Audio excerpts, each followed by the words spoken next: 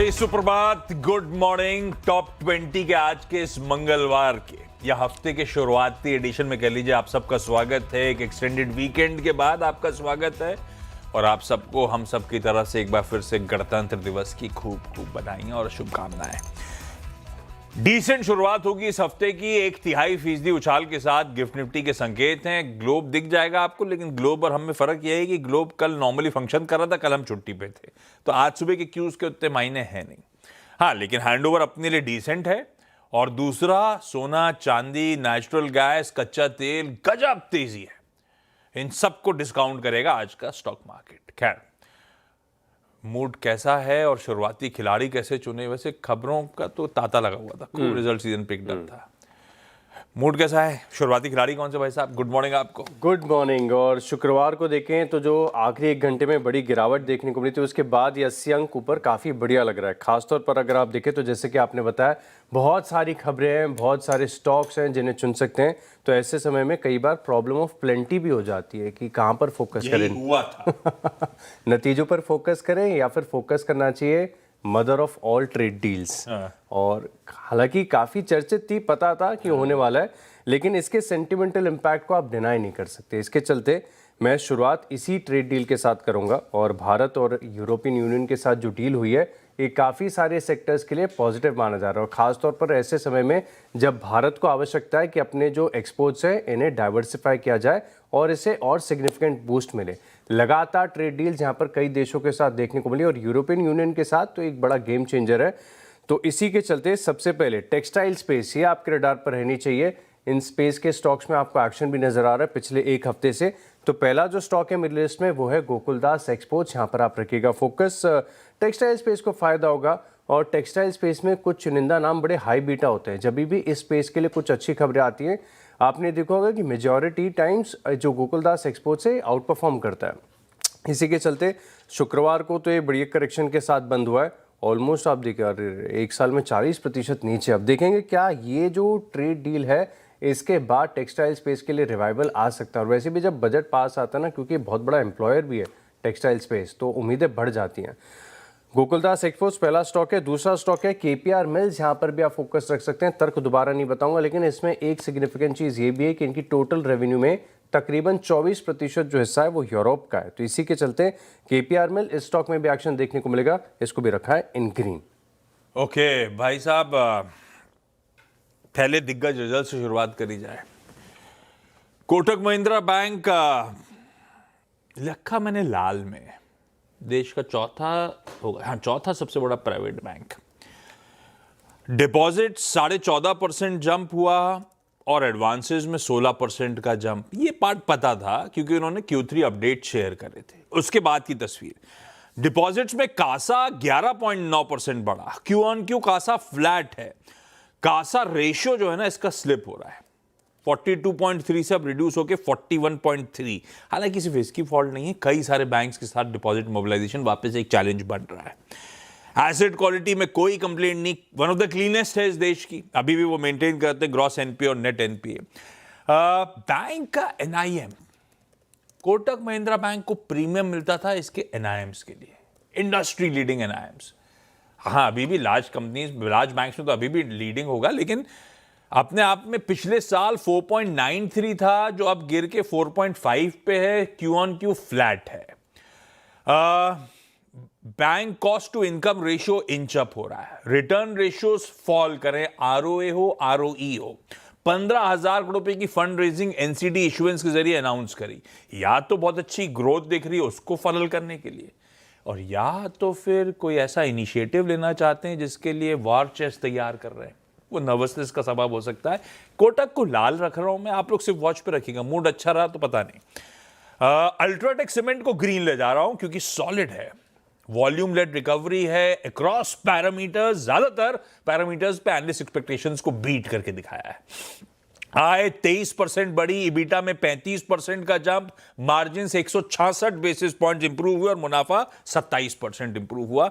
ये सारे नंबर्स मेरे ख्याल से हर पैमाने पे industry expectation, sorry street expectation से बेहतर है। ये एक लाल और एक हरे के साथ शुरुआत करी। अगले दो भी इस ट्रेड डील के चलते हैं। और ऑटो एंसिलरी स्पेस, यहाँ पर भी आप फोकस रख के चलेंगे।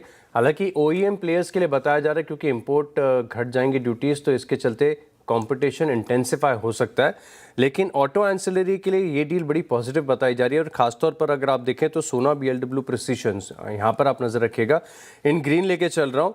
एक तो पूरा ऑटो एंसिलरी स्पेस इसके चलते फोकस में। दूसरी बात है कि आज यहाँ पर एक नोमेरा की तरफ से रिपोर्ट भी आई है। 456 रुपये हो गया ये स्टॉक करेक्ट होने के बाद। अब इस पे जो नोमेरा की तरफ से रिपोर्ट है, ये अच्छी डिमांड रिकवरी की बात कर रहे हैं। इन्हें बहुत सारे प्रोस्पेक्ट्स ऐसे लग रहे हैं जिसके चलते ये स्टॉक आउट परफॉर्म कर सकता है। और ये जो ट्रेड डील है ये एक कैटलिस्ट की तरह काम करेगी। तो 623 रुपये का इन्होंने टारगेट दिया है। सोना BLW स्टॉक को इन ग्रीन लेके चलेंगे। इसके अलावा भारत फोर्ज, यहाँ पर भी आपको एक्शन देखने को मिलेगा। और वैसे तो भारत फोर्ज बहुत ज़्यादा डाइवर्सिफाइड है। आपको पता होगा कि क्लास 8 के जो ट्रक के बिक्री आंकड़े आते हैं नॉर्थ अमेरिका के, इसके बाद भी स्टॉक में एक्शन देखने को मिलता है। लेकिन क्योंकि ग्लोबली बहुत अच्छी तरीके से डाइवर्सिफाइड है, ऑलमोस्ट मैं देख रहा था कि 16% इनकी टोटल रेवेन्यूज में से जो हिस्सा है वो यूरोप से आता है। तो इसी के चलते इस स्टॉक में भी एक्शन देखने को मिलेगा। और ट्रेड डील, क्योंकि भारत फोर्ज है, इसके पास तो डिफेंस भी है, तो कहीं ना कहीं आप देखिए बजट तक भी ये स्टॉक आपके रडार पर रहना चाहिए। इस स्टॉक को भी रखा है इन ग्रीन। दो कैपिटल मार्केट की स्टोरीज, एक हरी एक लाल। तो आप अब जनरली कैपिटल मार्केट्स का मूड कैसा रहता है ये देखना पड़ेगा इंडेक्स का। मैं ग्रीन ले जा रहा हूं MCX को, क्योंकि नंबर्स चाहे मैं साल दर साल देखूं चाहे मैं Q on Q देखूं, लॉजिकली Q on Q देखना चाहिए, लेकिन दोनों पैमाने में सॉलिड है। इनकम 74% का Q on Q जंप, मुनाफा 103% का Q on Q jump, explosive results हैं। अब वो कह लीजिए कमोडिटी मार्केट्स में जो आग लगी हुई है ना, MCX को बहुत फायदा हो रहा है उस हाई कमोडिटी वॉलेटिलिटी का। और इनफैक्ट कह लीजिए नए प्रोडक्ट जो इंट्रोड्यूस कर रहे हैं, सब मिला मिलू के इस तरह का परफॉर्मेंस आता हुआ। एबिटा में तगड़ा जंप है। और एक रीजन ये भी है कि इसकी ऑपरेशनल परफॉर्मेंस इसलिए अच्छी है क्योंकि अब वो टेक्नोलॉजी प्लेटफॉर्म के लिए उतना ज्यादा खर्च करना नहीं पड़ रहा है इनको, और अब स्टेबलाइज भी हो गई है। MCX अच्छे नंबर्स हैं, थम्स अप है, स्टॉक चला हुआ है। हाँ, अब वो देखते हैं बिहेवियर कैसा रहेगा, लेकिन रिजल्ट से कोई कंप्लेंट नहीं। कंप्लेंट किसी के नंबर्स से तो नोवामा वेल्थ मैनेजमेंट के। सीक्वेंशली कैपिटल मार्केट्स के नंबर्स आए 2.25% गिरी, PBT 5% गिरा। एक कंपनी कैपिटल मार्केट्स वाले ज्यादातर stocks, even Nuvama run rate clock करती है साल दर साल आय में 30%, ऑपरेटिंग PBT में 80% के आसपास का जंप, इस तरह से ग्रो कर रही थी। सीक्वेंस अच्छा साल दर साल तो फिर भी ग्रीन में होगा, लेकिन वो भी मोमेंटम ठंडा पड़ा है। और सीक्वेंशली तो पस्त मामला है, ये मैंने आपकी स्क्रीन पर रख दिया है। हाँ, ऐसा नहीं कि नंबर में सब खराब है, कुछ हिडन पॉजिटिव्स हैं, जैसे कि टोटल AUM वगैरह अच्छा मार्क्ड इंप्रूवमेंट दिखा रहा है, लेकिन नंबर्स डिसअपॉइंटिंग, इसीलिए नोवामा को लाल रखा। अगले दो भाई साहब। और पिछले हफ्ते नोवामा वेल्थ हमने डिस्कस भी किया था। अक्टूबर से लेके अब तक का एक कंसोलिडेशन था, ब्रेकडाउन हो गया। अब ये नतीजों के बाद कैटलिस्ट की तरह काम कर सकता है। ऑलरेडी स्टॉक नीचे है, और इनफैक्ट मैं देख रहा था कि शुक्रवार को भी 4% की गिरावट स्टॉक में आई थी। तो श्योरली एक इम्पैक्ट यहाँ पर देखने को मिलेगा। अगले दो स्टॉक है मेरी लिस्ट में। अब बात करते हैं कुछ नतीजों की। तो एक्सिस बैंक, एक तरफ कोटक में थोड़ी सी अगर आप देखें तो कंसर्न है, लेकिन एक्सिस बैंक यहाँ पर नतीजे काफ़ी बढ़िया लग रहे हैं, बाजार को पसंद आ रहे हैं। एनालिस्ट अपने टारगेट्स को इंक्रीज कर रहे हैं, चाहे थोड़े से ही कर रहे हो, लेकिन टारगेट ज़्यादातर रिपोर्ट्स में हमें देख रहा, चाहे डोमेस्टिक म्यूचुअल फंड्स की तरफ से जो रिपोर्ट्स आ रही हैं, ब्रोकरेजेस की तरफ से या फिर इंस्टीट्यूशंस की तरफ से अच्छी रिपोर्ट्स है। एक तो लोन ग्रोथ में पिकअप यहाँ पर आपको देखने को मिला है, और एसेट क्वालिटी लगातार इंप्रूव होती जा रही है। अब जेफरीज की तरफ से जो रिपोर्ट आई है बड़ी खास है। ये कह रहे हैं कि इस भाव पर भी वैल्यूएशन अट्रैक्टिव है। जब अच्छे नतीजे प्लस वैल्यूएशन का कंफर्ट आ जाता है तो कई बार हमने देखा कि स्टॉक्स आउट परफॉर्म करते हैं, बढ़िया तेजी आती है। तो एक्सिस बैंक के स्टॉक को इन ग्रीन लेके चल रहा हूँ। इसके अलावा एक FMCG और खासतौर पर आप देखें तो स्टेपल्स पर बाजार का फोकस अब धीरे धीरे लौटता जा रहा है, क्योंकि ये स्पेस ऐसी है जो थोड़ी सी रिलेटिवली ऐसे ग्लोबल सिनेरियो में आपको सेफ लग रही है। अब बात करें GCPL के नतीजों की, तो यहाँ पर जो वॉल्यूम ग्रोथ के आंकड़े आपको देखने को मिले, मैं गोदरेज कंज्यूमर प्रोडक्ट्स की बात कर रहा हूँ, 1240 रुपये के करीब का भाव चल रहा है। इसमें वॉल्यूम ग्रोथ अनुमान से थोड़ी सी बेहतर है, और जो मार्जिन्स है इसमें भी एक बढ़त आपको देखने को मिली। पिछले साल जो 20% के एबिटा मार्जिन्स थे, इस बार 21% के देखने को मिले। तो नंबर्स अच्छे हैं, स्पेस अट्रैक्टिव है, मार्केट में भी देखें तो थोड़ा बहुत फोकस यहाँ पर आ सकता है। तो इसी के चलते GCPL इस स्टॉक को भी रखा है इन ग्रीन। अंबर एंटरप्राइजेस हरे में रख दिया, बहुत पिटे हुए स्टोरीज हैं। और अंबर को इसीलिए क्योंकि अर्बन कंपनी ने जब अपने नंबर्स साझा करे तो उस नंबर्स के साथ ये भी अनाउंसमेंट था कि वो अंबर इंटरप्राइजेस को रोपिन कर रहे हैं। इनका जो नेटिव ब्रांड है उसके लिए प्रोडक्ट्स के मैन्युफैक्चरिंग और सप्लाई का काम दिसंबर 2029 तक तो अभी के लिए अंबर इंटरप्राइजेस के पास गया। इन ग्रीन कर दिया। पीटीसी इंडिया को ग्रीन कर रहा हूं। खबर इंटरेस्टिंग थी। एनटीपीसी अब इस कंपनी का इकलौता प्रमोटर बन गया है। तो एक बड़ा कॉर्पोरेट ओवरहॉल है, यानी कि पीएफसी, पावर ग्रिड, एनएचपीसी, जो बाकी प्रमोटर्स थे वो अपने अपने बोर्ड से नॉमिनीज को विड्रॉ करेंगे।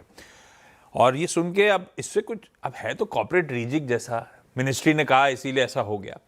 लेकिन एक कहावत है ना, too many cooks spoil the broth. तो इतने सारे प्रमोटर्स होने से मेरे ख्याल से but obviously decision making process वगैरह में सरदर्द होता होगा। अब इकलौता प्रमोटर है, वो भी दिग्गज एनटीपीसी, और एनटीपीसी के साथ काफी सिनर्जिस्टिक बेनिफिट्स भी पीटीसी इंडिया के प्ले आउट हो सकते हैं, इसीलिए ग्रीन कर दिया। पर ऐसी पीसमील सी खबर थी जिसको मैंने हुआ बनाया है, लेकिन इन ग्रीन है लॉजिकली। बहुत बहुत इंटरेस्टिंग है। इनफैक्ट अगर मैं थोड़ी देर पहले आपकी लिस्ट को बड़े ध्यान से और ये तर्क को समझ लिया तो ना, पीटीसी इंडिया फाइनेंशियल सुन लेता मैं, क्योंकि उसमें इंडिपेंडेंट डायरेक्टर्स ने कुछ रेड फ्लैग्स भी दिखाए थे। अब ये कंसर्न्स कई हद तक देखे तो एड्रेस हो गए। तो पीटीसी इंडिया और एक प्रॉब्लम ऑफ प्लेंटी की इन्होंने अपफ्रंट बात करी थी। इकट्ठा कर रहा था स्टॉक, मिस कर। ग्रैन्युअल्स इंडिया इनके पास है, नतीजे बहुत अच्छे हैं, बहुत अच्छे। मैं भूल गया लेना। 6 स्टॉक पूरे। क्विकली छोटा सा ब्रेक के उस पर अगले 4 पे बातचीत।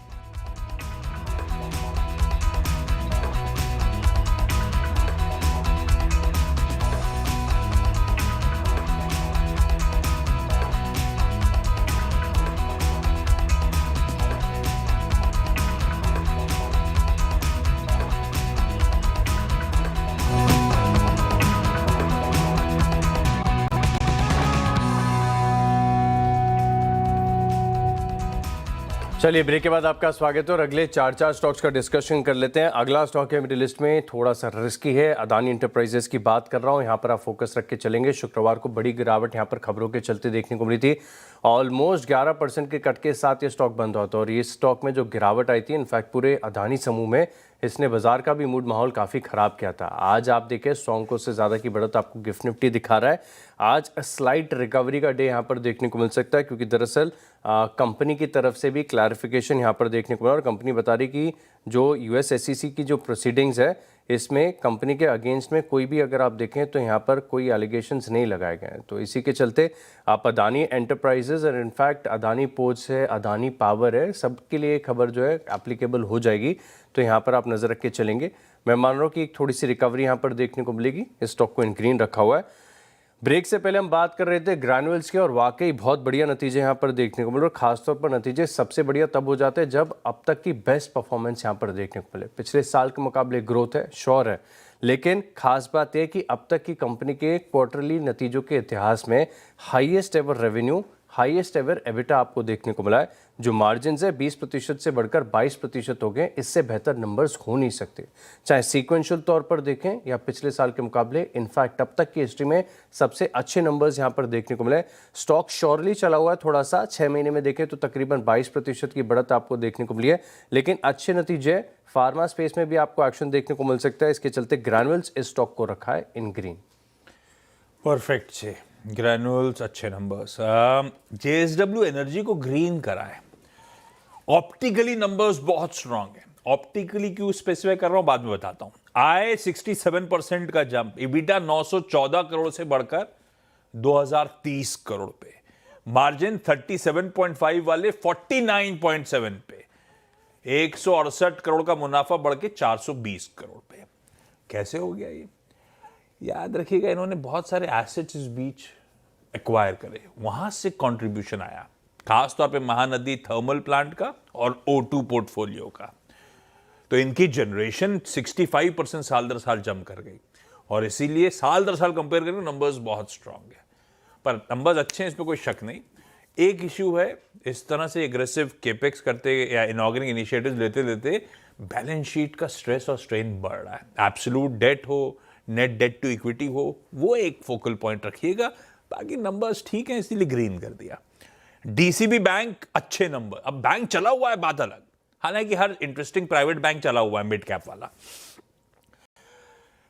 मैसिव पुश है को लेंडिंग में। अच्छा, ईयर ऑन ईयर एडवांसेस 18.5% बढ़े, डिपॉजिट्स 19.5% बढ़े। अपनी बैलेंस शीट को बहुत एग्रेसिवली स्केल अप कर रहे हैं। एसेट क्वालिटी में Q on Q marked improvement है, स्लिपेजेस रिड्यूस हुए, एनआईएम्स एक्सपैंड कर गए क्यू ऑन क्यू। मेरे ख्याल से 34 बेसिस पॉइंट्स का एनआईएम एक्सपेंशन है। हेडलाइन नंबर्स, एनआईआई 15% बढ़े, मुनाफा 22% साल दर साल बढ़ा। डीसीबी बैंक के नंबर्स अच्छे हैं। रिएक्शन स्टॉक का कैसे होगा, क्या ऑलरेडी भाव में है, वो बात अलग। सिर्फ नंबर्स पे मैं ग्रीन रखूंगा। लास्ट दो कौन से भाई साहब? लास्ट दो हैं हिंदुस्तान जिंक। इस स्टॉक को तो लगता है रोज अपनी वॉच लिस्ट में ऐड करना ही पड़ेगा, बात ही करनी पड़ेगी। क्या करें, कोई विकल्प ही नहीं है हमारे पास। जब ऐसा लग रहा था कि सिल्वर थोड़े से पुलबैक के बाद ठंडा पड़ सकता है, इसने सबको गलत साबित कर दिया। क्या बड़े मूव्स देखने को मिला है। अब ये बात भी सही है कि कल देर रात आप देखें तो थोड़ा सा ऑफ हाइज एक्शन देखने को मिला, लेकिन ऑफ हाइज के एक्शन के बाद भी आप भाव तो देखिए। एक बार अंतर्राष्ट्रीय बाजार का भाव लेकर आता हूँ। क्या ज़बरदस्त बढ़त यहाँ पर आपको देखने को मिली है, और सिल्वर तो श्योरली ऐसा अनस्टॉपेबल हो चुका है। अब हिंदुस्तान जिंक के लिए कन्विक्शन इसके लिए भी आ रहा है क्योंकि इनका जो कॉन्फ्रेंस कॉल हुआ था, एनालिस्ट मीट हुई थी, इसमें कंपनी ने कहा है कि इनकी जो वॉल्यूम्स होती हैं टोटल, इसमें से आप समझिए कि सिर्फ 10 से लेके 20% हिस्सा ही जो है हेज्ड है। बाकी 80% वॉल्यूम्स हैं ये ओपन पोजीशंस है। यानी आप ये समझिए कि 80% पर जो इनकी टोटल वॉल्यूम्स है, जैसे जैसे सिल्वर बढ़ेगा वैसे वैसे कंपनी के फायदे यहाँ पर आपको देखने को मिलेंगे। बाकी सिर्फ $37 के आसपास इन्होंने 10 से 20% अपनी वॉल्यूम्स की हेजिंग की हुई है, तो सिग्निफिकेंट फायदा है। और आपको एक विजिबिलिटी भी लग रही है कि अगले 2 से 3 क्वार्टर बढ़िया हो सकते हैं। ऑलमोस्ट एबिटा में इस बार देखें तो 45% कॉन्ट्रीब्यूशन सिल्वर से आया है, सिग्निफिकेंट है। 5% चला था शुक्रवार को, लेकिन ये स्टॉक भी सिल्वर के साथ पूरी तरीके से पॉजिटिविटी कोरिलेटेड है, इसे इन ग्रीन रखा हुआ है। आखिरी स्टॉक है आरती इंडस्ट्रीज, और इस स्टॉक में शायद कुछ हो रहा है। अब बहुत सिग्निफिकेंटली करेक्टेड है स्टॉक, लेकिन कमजोर बाजार में भी पॉजिटिव प्राइस एक्शन देखने को मिला है, इसके लिए स्टॉक को रखा है इन ग्रीन। परफेक्ट से लास्ट दो जो हैं उसमें एक तो रेडा पे रखिएगा, ग्रेविटा इंडिया, रिसाइकलिंग सेक्टर की एक लीडिंग कंपनी है। इसने वीकेंड में अनाउंस करा कि ये लिथियम आयन बैटरी की रिसाइकलिंग पे उतरने की तैयारी कर रही है। गुजरात के मुंद्रा में एक state of the art plant launch कर दिया, ग्रीन कर दिया। किर्लोस्कर न्यूमैटिक कंपनी को ग्रीन करा क्योंकि इनकी तरफ से अपडेट आया कि ministry of commerce and industry ने इन्फॉर्म करा है कि इनको 4th round of PLI scheme for white goods उसमें सिलेक्ट कर लिया गया है। तो खबर तो अच्छी है, इसलिए ग्रीन कर दिया। 10-10 पूरे। क्विकली छोटा सा ब्रेक के उस पर जब लौटेंगे तो इन्हीं टीम्स का एक बढ़िया सा रैप।